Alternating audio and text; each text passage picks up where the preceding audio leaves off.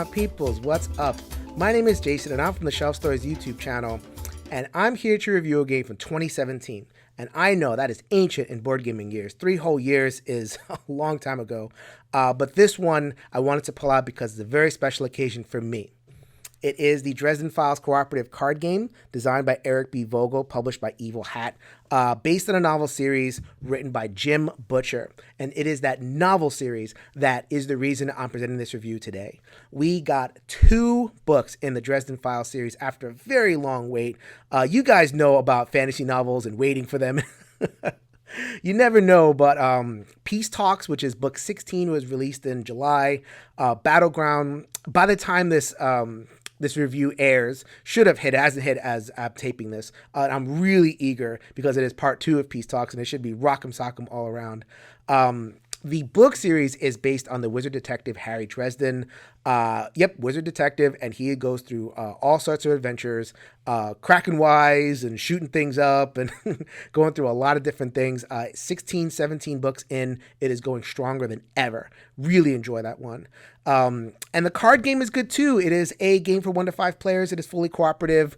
Not an adventure card game. You would think so, right? You would think it would be, some kind of like long battle through a bunch of monsters. It is not that. It is a very abstract card game that takes about 15 minutes, emphasizes resource management, but it has that really cool overlay of the Dresden Files, and I'll talk all about that after I tell you what it's all about. So without further ado, let's go to the videotape. Welcome to the table for a 3-player game of the Dresden Files cooperative card game. 3 players, mostly because I play solo, and in solo you kind of have to play 3 players. So I have Harry, the star of the show, right here. A little bit of a variant Harry, newly purchased. You go ahead and read the novels to see what exactly happened here. I also have Jared Kincaid, the assassin, and Sonia, the holy warrior from Russia. I can speak with my terrible Russian accent. Oh my god, that's pretty bad. I like to have a little bit of fun. All right, so what I have is Skin Game laid out. Skin Game is the 15th book, one of the best books. So go ahead and read those 14 books. You could have an absolute romp playing Skin Game. So very light spoilers. If you don't know what's going on, not a problem at all. Okay, so on your turn, for the most part, you'll be playing a card. So you play a card, and you see what it says. So it would cost me 2 magic resource. It would do put 2 clues on a green card, and this would be the range that I can fire this off on. So let's say I wanted to play this card. I would spend 2 magic resource, which is my fate, and I want to play it here. So usually not a problem, because if I roll 2 and then the die over here, it may actually reduce my range, because as you can see, the face dice has a plus and a minus, so that's terrible. But it doesn't really matter in this particular case. Because this would be 3 range because of this card. But if I rolled 1, I could easily add 2 clues. So if I wanted to play this card, so that's not a great thing because I want to do a lot of damage, but it gives me variable damage here as well. So let's say I wanted to damage Hannah Asher, which if you've read the novel, she is not good news. Never was good news. So I would have rolled 2 dice over here, and as usual, my rolling in this game is fairly terrible. So I would be adding 4 minus 1 because I got a minus 1 on the fate die, so that'd be 3 damage total, and I would have spent 5 fate. Okay, so how do you get these fate back? Well, I'm glad you asked. On your turn, you can take one of your snazzy cards and look at the fate cost and discard it without effect, and you get that fate back. So that's what the game is. Spend card, get your fate back. Harry, loads up a big attack. Jared Kincaid has his back and discards a card to get the fate back to set up Sonya, on and on and on. When you discard a card, you can actually fire off a power. Jared Kincaid's power is to add these tokens. Sonya's power is to kind of get extra fate. Every single person has a card that says, when you discard for FP, ... Harry's card, always, whether you're playing with the variant or the regular, is always most important, which is why you have to have Harry on. So you notice that each card has a range, so they're not effective if they're out of that range. Sometimes you want to get a card that's way back here. Look at that, they're so far away. Nothing has 5 range. So you need Harry to discard cards in order to manipulate the board. And Harry's particular power is if a card has no cases or clues, then he could kind of, flop and switch around and everything. So if I wanted to get this Gate of Ice, which is a very important card to get because it's an obstacle, obstacles are things that you do not want on the board generally. You can win with them, but don't try too often. He can actually fish these cards out and move them closer to the front so that other characters or Harry himself could use a card to get rid of that obstacle. One last thing I wanted to show you. Every character, along with having a discard power, has a one-shot talent, usually pretty powerful. Harry's particular power is to do a bunch of damage to one monster. He can also do damage. Sonya can use this one-shot to kind of pull clues closer. Every single character has a one-shot. You have to leverage that one-shot effectively in order to have even a chance of winning this game.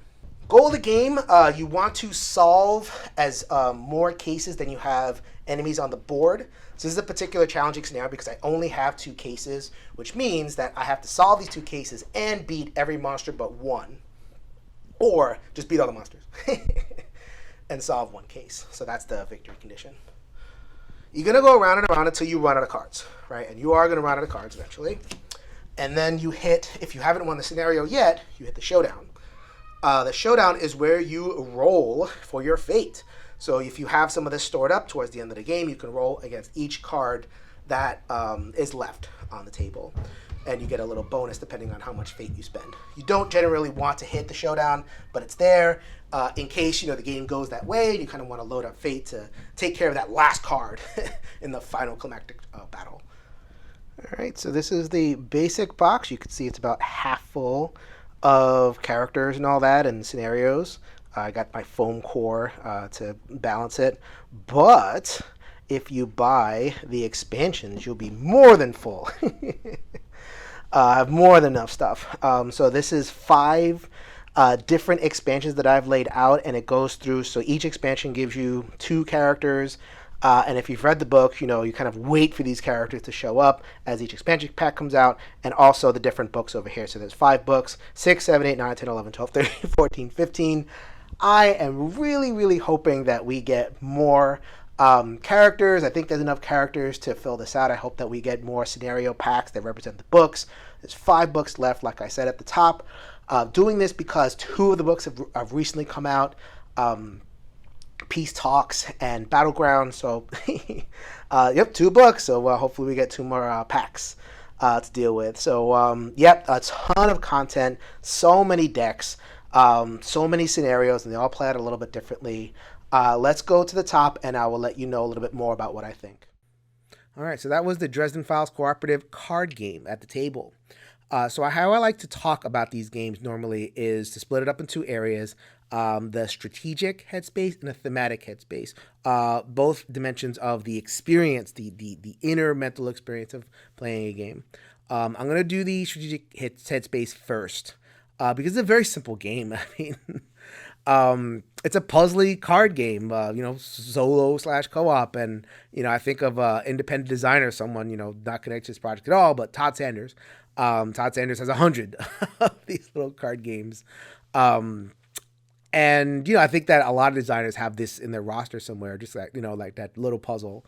Does this game rise above any of those games on a mechanical level? I think the best I could say is it stands with those games. It's a very, very solid design. I think the core experience of, I'm going to play a card, but then there's like a decision tree based on that one simple play. Am I going to play a card and just fire off the power and, do some damage or get some clues? Am I going to discard this card because my friends need more fate? Am I going to discard the card because I like my stunt in this particular area? So like I discard the card, I might get, some 2 or 3 clues or, something good might happen just from discarding and I also get the fate back. When do I use my talent? When my one shot?